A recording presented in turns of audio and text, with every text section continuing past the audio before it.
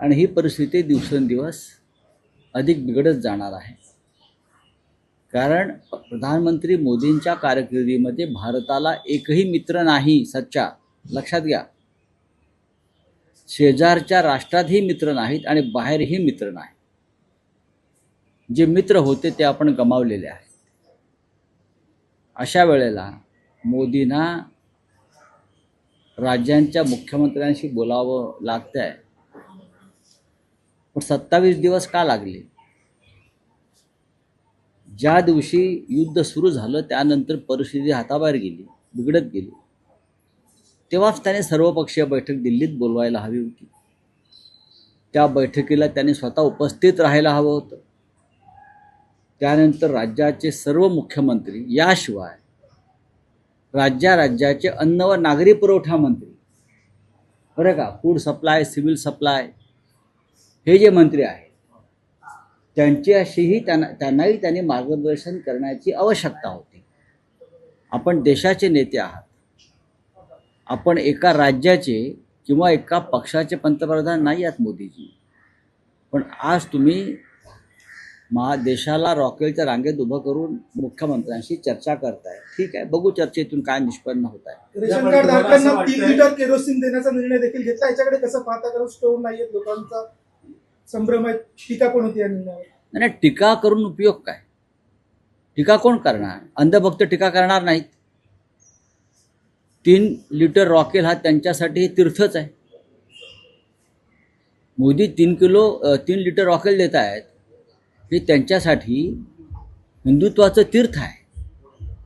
पण या देशातली सामान्य गोरगरीब जनता, मध्यमवर्गीय जनतेला सुद्धा आता यापुढे 3 लिटर रॉकेलवरती गुजराणा करावा लागत असेल तर देशावरती ही परिस्थिती आणि अवकळा फक्त मोदी राज्यामुळे आणि मोदींच्या चुकलेल्या नियोजनामुळे, नेतृत्वहीन कारभारामुळे ही परिस्थिती निर्माण झाली।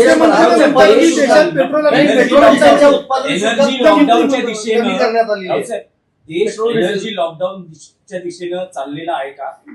कारण आपण जी देशात परिस्थिती पाहतो की पेट्रोल पंपाच्या बाहेर रांगा लागलेल्या आहेत आणि राज्याचे मुख्यमंत्री असं म्हणतात की अफवांवर विश्वास ठेवू नका, मुबलक सगळा साठा उपलब्ध आहे, टंचाई नाही असं ते थेट म्हणतात। पेट्रोल आणि डिझेलची टंचाई आपल्या राज्याच्या मुख्यमंत्र्यांनी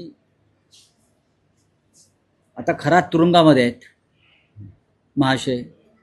दुसरे कोणी एखादे असे बुवा महाराज असतील की त्यांनी राज्यामध्ये काय चाललंय समजून घ्यावं, सरकारचा हात दाखवून। सरकारला हात असेल तर ठिकठिकाणी अस्वस्थता आहे, देशभरामध्ये लोक रांगेत उभे आहेत आणि मोदींनी ही भीती जास्त निर्माण केली। तुम्ही रॉकेलची टूम का काढलीत? मग 3 लिटर रॉकेलची टूम तुम्ही का काढली? तुम्ही रॉकेलची टूम काढल्यामुळे लोकांमध्ये एक भीती निर्माण झालेली आहे। तुम्ही पेट्रोल आणणार कुठून? चीन सारख्या देशामध्ये, फ्रान्स सारख्या देशामध्ये साधारण 4 महिन्याचा साठा आहे पेट्रोल आणि डिझेलचा या क्षणी, 4 महिन्यात, आणि आपल्याकडे 1 आठवड्याचाही साठा उरलेला नाही, ही माझी माहिती आहे दिल्लीतली। आणि तुम्ही कोणाला दिलासा देताय? तुम्ही जनतेला विश्वासात घेऊन सत्य सांगायला पाहिजे। आता सरकारनं जाहीर केलेलं आहे की 2 महिन्याचा साठा उपलब्ध आहे। आपण 2 महिन्यानंतर त्याच्यावर चर्चा करू। जर 2 महिन्याचा साठा उपलब्ध असेल, आता काही जहाजं आपली हॉर्मुझ समुद्र धुनीतून जी 4 जहाजं इराणच्या कृपेने सुटलेली आहेत, त्याच्यामुळे थोडी परिस्थिती ही बदललेली आहे। याच्यामध्ये भारताची डिप्लोमॅसी नसून इराणनं दाखवलेली भारतीयांच्या बाबतीमध्ये संवेदना आहे। सर, पण उत्पादन शुल्कात मोठी कपात